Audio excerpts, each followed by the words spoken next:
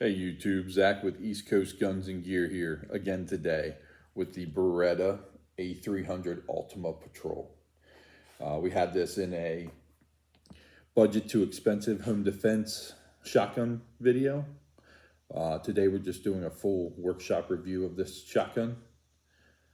Some of you seem like you were interested in it, so I figured I would make an independent video about it. We're going to go over some of the specs on it. Capacity, some of the upgrades that this has over a regular shotgun, what makes it a defensive shotgun or good at a defensive role. And, we're just going to talk about it a little bit, give a little references in comparison to the 1301, its older brother, more expensive brother, I should say.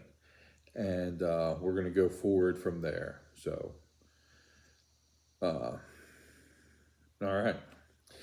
This is the Beretta A300 Ultima Patrol. It is a defense shotgun. It's a 12 gauge, 2 3/4 inch or 3-inch shotgun with chokes. It comes with a improved cylinder. That's probably all I've run in this, to be honest. Runs very well, shoots well with improved cylinder. If I decide to shoot a bunch of birdshot out of it, maybe I'll get a full choke at some point or a modified, but improved cylinder has done well so far for what I plan on using this for and my expectations from it. We're going to go ahead and do our usual. We'll start at the front, go from the muzzle to the butt pad, and just tell you some of the features of the A300 Ultima Patrol, and then as long as I remember, we'll close the video out telling you a few differences between this and the 1301, which is, if you don't know, it's a newer version of this. This one's still in production.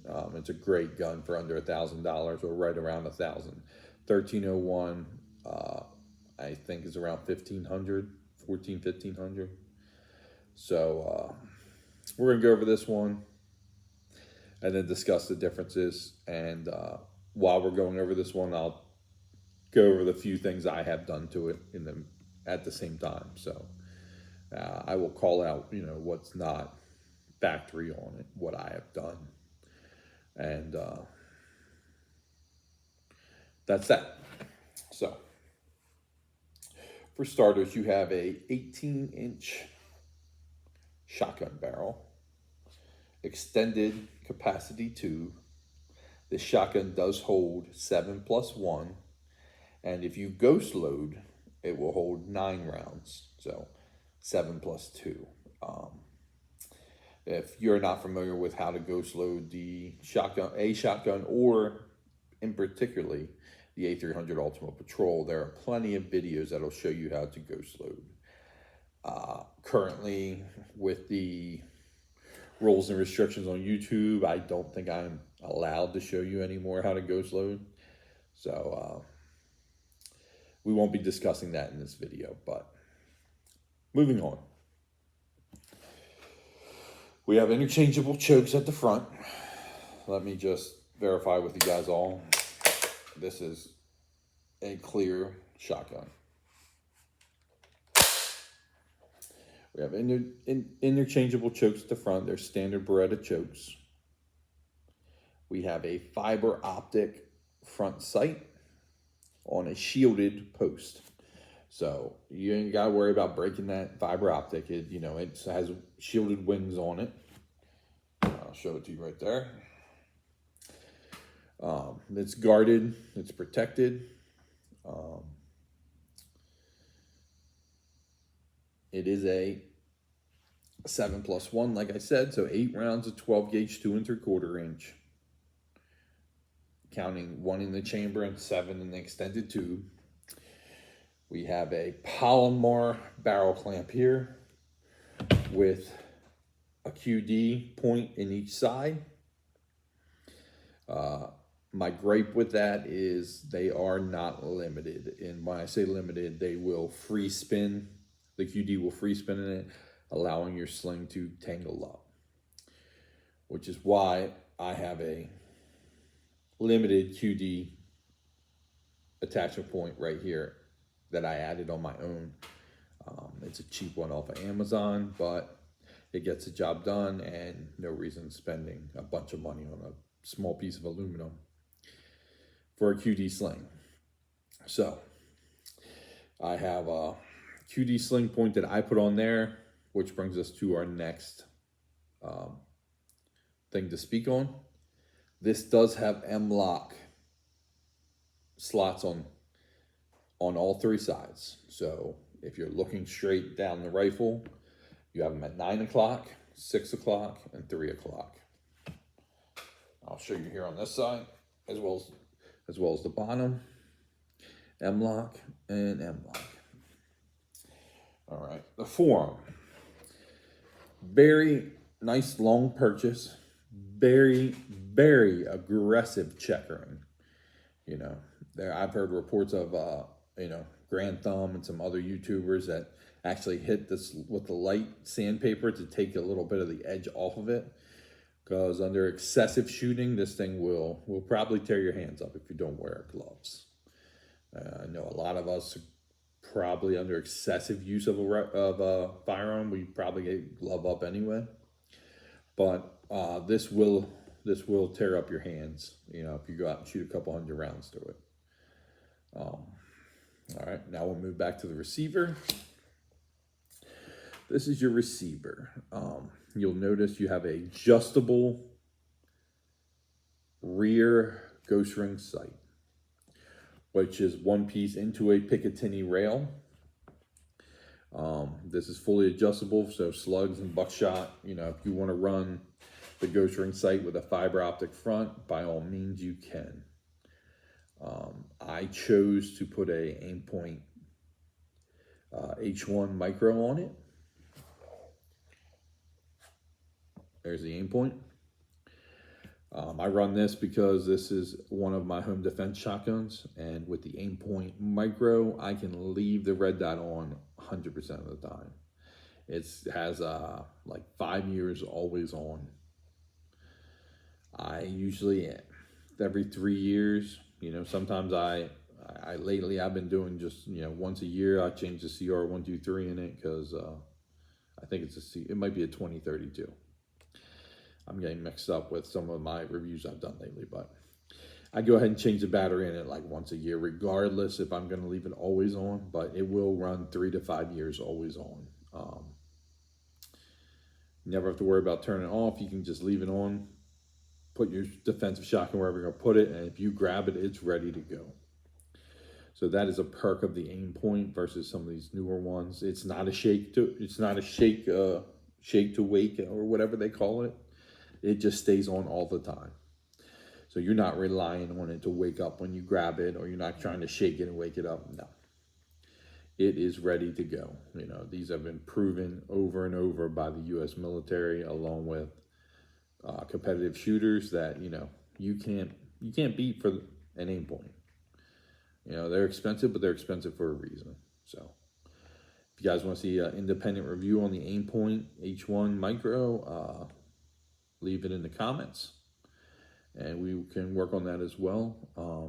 Moving on, while we're on this side of the receiver, the Beretta A300 comes with a pre-cut adhesive on one side and Velcro on the other side for the left side of your receiver.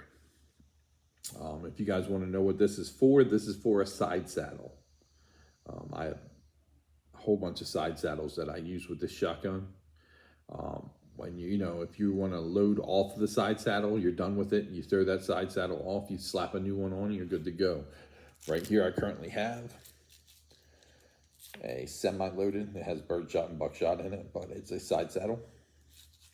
If I was to attach this side saddle, I literally would just take this and stick it fast. Side saddle mounted. You load off so you shoot the shotgun empty, you load out of the side saddle. Side saddle empty, you grab up here, pull it off, and replace with a new one, and you've got another 8 rounds on the side. Very useful, very quick. And if you're just grabbing the shotgun, it gives you an opportunity to have 8 in the shotgun and another 8 on the side. So just carrying this shotgun with 16 rounds. That's quite impressive, I think. We will go to the other side of the receiver now. All right, here's the other side of the receiver. You will see on this receiver that you have a large, oversized bolt handle. Now, large, oversized bolt handle makes it easy operating with or without gloves, cold hands, doesn't matter. You're not going to miss this fella. I mean, look, I can grab it with technically 2 fingers. All right, so this allows easy operation of the action. It does stick out. Some people may worry about getting caught on gear or something. I have had no experiences like that with this shotgun. I haven't got it stuck on anything yet. I appreciate the large operating handle. It makes it easy to operate no matter what. You don't even have to pay attention to it. You are not going to miss it. The same with the bolt release handle. As you guys can see below there, it is right here, it is a large handle or a large button. Very large. Easy to push. You can't miss it. You don't have to think about it. You don't have to look. That is the point of these controls. They are very intuitive, and in a stressful situation, they're easy to use and acquire. Moving on to the bottom, your typical cross bolt safety. And now the feed well. You will see here, we have a very nice, large, beveled feed well. It is longer, a high cut here than your standard shotgun.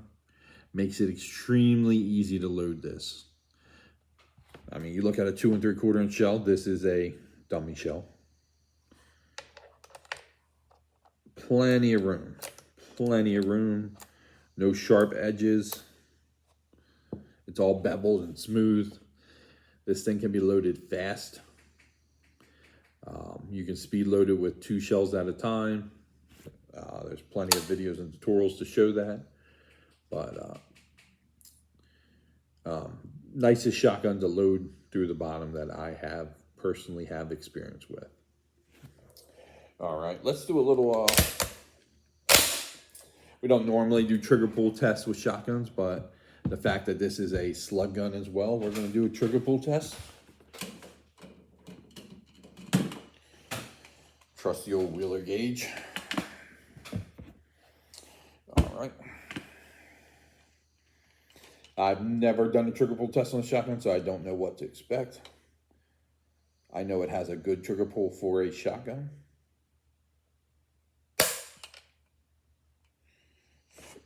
All right, 5 pounds. It's very short, it's crisp. I think it has a great trigger for a shotgun. 5 pounds sounds like a bit, but I mean, you figure your standard AR triggers, your GI triggers are at least 5 pounds or more, some 6 poundish.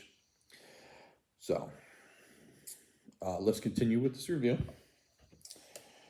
The rear pistol grip has yet again the aggressive checkering.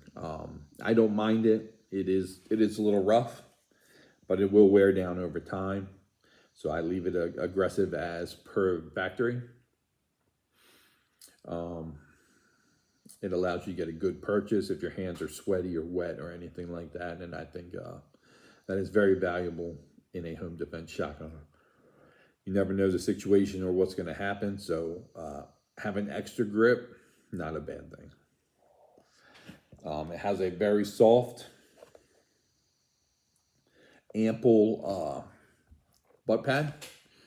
Not that this shotgun has a lot of recoil, but it definitely helps soak up some of the 12 gauge kick. Shotgun is quite soft shooting, even with slugs. I've shot a handful of slugs out of it so far, especially when sighting in the aim point. What I do, I sight it in for slugs, and then the buckshot will be right in the needed area as well. I don't sight it in with buckshot and then try to shoot slugs out of it. Slugs are obviously more for a precision shot, so it's more important to be sighted in for slugs. All right, let's go over price point and then the differences between this and the 1301. Price point on this shotgun is around $1,000, $1,050 some places. You might be able to find it in the nines at other places, but call it $1,000. Its brother, the 1301, is around $1,400 to $1,500, sometimes even more expensive depending on where you find it.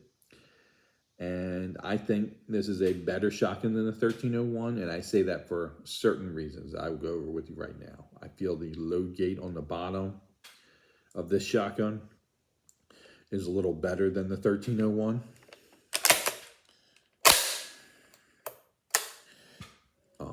I feel the load gate and the load area is a little better. I do like the charging handle itself better on the A300 Ultima than the 1301, as well as the bolt release. I believe they are a little larger.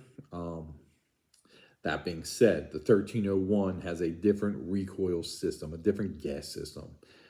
I personally have not shot the 1301, but I hear that it is a little softer recoiling than the A300. However, I don't find a little softer recoil to be worth the extra $400. I think for $1,000, this is a bargain of a home defense shotgun. I think it's a great gun for the money, and I can't recommend it enough. I will say that the 1301, I'm trying to keep this video short. We'll say that the 1301 has a longer forcing cone. So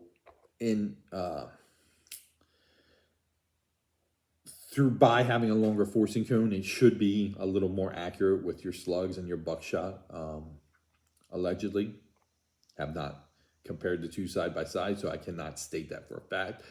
But the forcing cone should enable better accuracy. That being said, I can't recommend the A1300 Ultima Patrol enough to you guys. If you like this video, please like and subscribe. Help the channel grow.